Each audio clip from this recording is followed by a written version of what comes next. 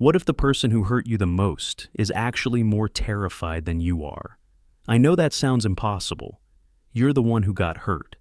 You're carrying all the damage. You gave everything and they took it, used it, then walked away like nothing even happened. How could they possibly be scared?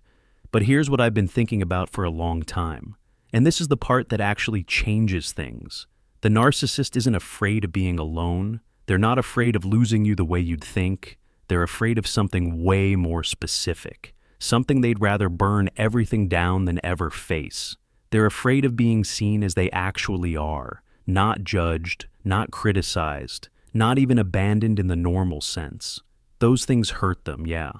But what truly terrifies them on a deep level is the moment when their carefully built identity collapses and someone sees what's underneath. Underneath that facade is toxic shame. It's often unconscious, making them feel insecure and inadequate. Despite seeming like they have these strong personalities, narcissists are actually incredibly vulnerable. They suffer from this profound emptiness, powerlessness, lack of meaning. Think about that for a second. The grandiose exterior, the arrogance, the control, the manipulation. All of it's a defense system designed to keep one thing hidden, the belief that they're fundamentally defective. When you gave them everything, you weren't just giving love. You were giving them something they desperately needed but could never ask for. You were giving them proof that they mattered, that they were valuable, that they weren't the broken, unworthy person they secretly believe they are. Narcissists don't have a positive emotional connection to themselves. This makes it really difficult for them to emotionally connect with others, and their undeveloped self means they're dependent on others for validation. And this is where it gets really interesting, because when they hurt you, when they devalued you, when they discarded you after you gave them everything, something happened inside them that most people never talk about. They didn't feel relief, not for long. They felt the beginning of a collapse. Most people think narcissists hurt others because they enjoy it. Some do. But for many, especially the more vulnerable types, they don't admit emotional pain, they react to it. And their reactions are designed to deflect blame, regain control, or punish you for hurting them. Wait, punish you for hurting them? How did they get hurt if they were the ones doing the hurting? Here's what happens. When you gave them everything, you became their primary source of what psychologists call narcissistic supply. You became the mirror that reflected back the version of themselves they needed to see, the admired one, the wanted one, the one who mattered. Narcissists use that supply to keep their painful thoughts and emotions suppressed. When they lose it, it triggers all those painful thoughts, compromises their emotional stability, causes them to experience real pain and suffering. But intimacy is terrifying for them, because real intimacy means being truly seen. And being truly seen means you might notice the cracks. You might realize they're not who they've been pretending to be. You might see the shame, the insecurity, the emptiness. So they hurt you first. They devalue you. They pull away. They create distance. Not because they don't need you, but because they need you too much. And needing someone that deeply feels like handing that person a weapon. Fear of these dark negative self-experiences can drive protective self-aggrandizement. The more they felt themselves needing you, the more dangerous you became to their psychological survival. And when you finally stopped chasing, when you walked away, when you chose yourself, something shifted in their internal world. You know what a narcissist fears most after hurting someone who gave them everything? Not that you'll hate them. Hate still keeps them central in your life. Hate means they still matter. They fear that you'll move on, that you'll heal, that you'll become whole without them, that you'll find someone who can actually love you the way they never could, because that would prove the one thing they've been running from their entire life, that they weren't enough. Shame is the most severe non-physical pain for any narcissist.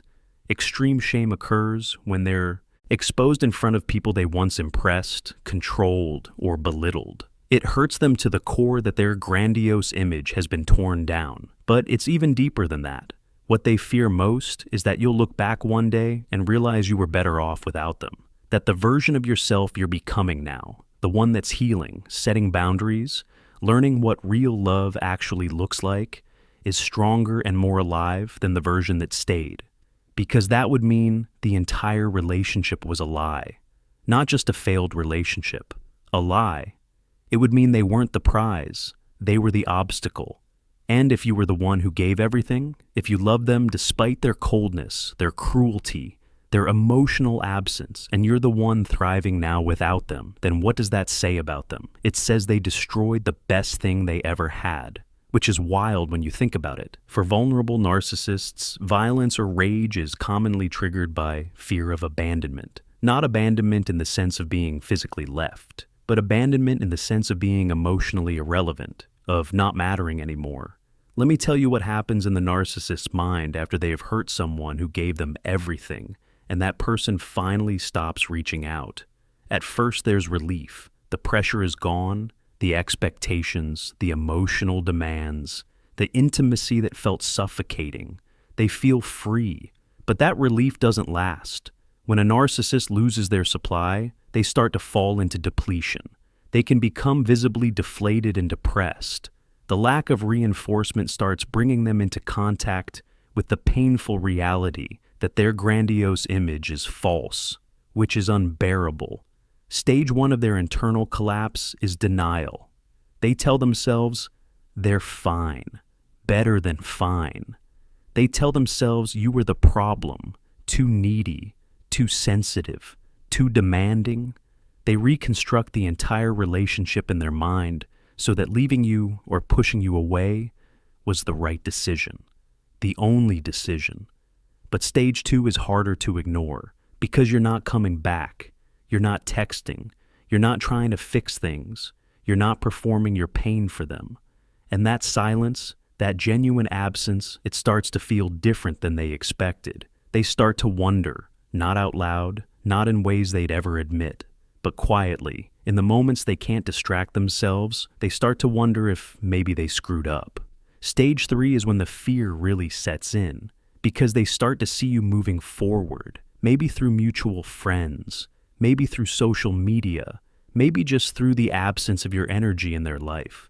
And they realize you're not stuck, you're not waiting, you're becoming someone new, and that terrifies them, because it means they're being left behind, not physically, psychologically. You're evolving past the version of yourself that needed them, and if you don't need them anymore, then what were they worth? A narcissist's deepest fear is that others will see their imperfections. Failing at something directly proves their insecurities to themselves and others. Stage 4 is the one most people don't expect. This is where some narcissists reach out, not with an apology, not with accountability, but with a test, a breadcrumb, a casual message designed to see if the door is still open, if you still care, if they still have access.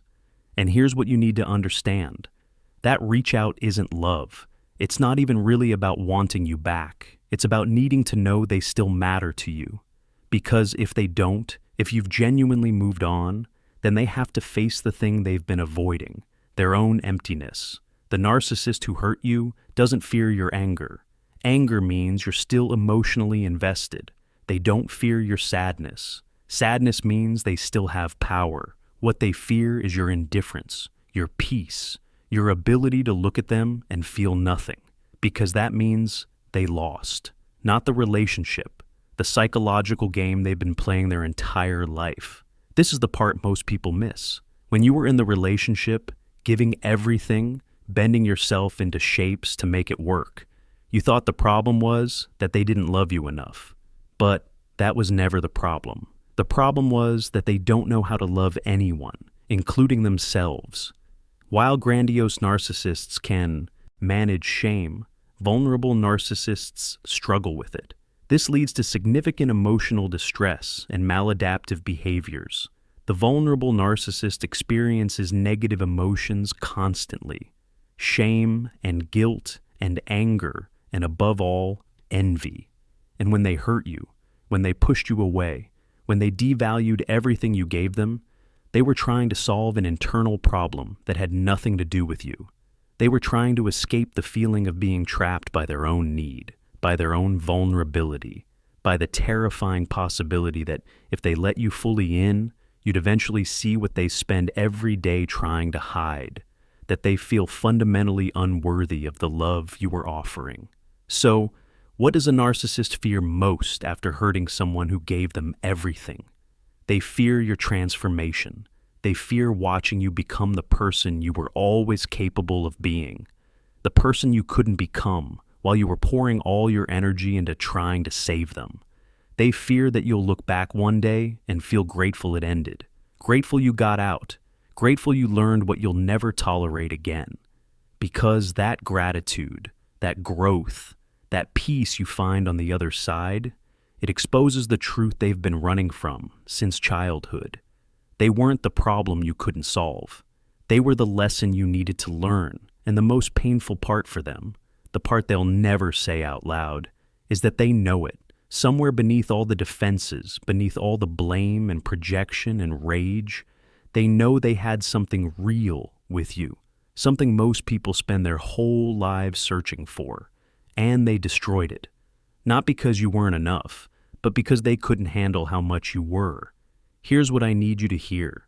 If you're the person who gave everything to a narcissist and got hurt, your healing isn't just about you. It's the thing they fear most. Every boundary you set, every time you choose yourself, every moment you refuse to go back to the version of you that accepted less than you deserved. That is their worst nightmare, because it proves that their power over you was always temporary, that you were always stronger than they wanted you to believe, that the story they told themselves, the one where you needed them more than they needed you, was a lie they created to avoid facing their own dependence. The narcissist's greatest fear isn't loneliness. Plenty of narcissists are alone and fine with it because they've numbed themselves enough not to feel it. Their greatest fear is watching the person they hurt become whole without them, because that shatters the illusion that they were special, that they were irreplaceable, that their absence would leave a permanent hole. Your healing is their reckoning, and they'll do almost anything to avoid witnessing it. So, if you gave everything to someone who couldn't appreciate it, who hurt you, who made you feel small, know this. The best thing you can do, the thing that will free you and terrify them, is to keep going. Keep healing. Keep growing. Keep choosing yourself. Not because you're trying to punish them, not because you want them to regret it, but because you deserve a life that isn't organized around someone else's fear. And once you see this, you can't unsee it. The person who seems so powerful, so untouchable, so confident, was actually the most fragile person in the room the entire time. And you, the one they convinced was too sensitive, too emotional, too much. You were the strong one all along. You just didn't know it yet.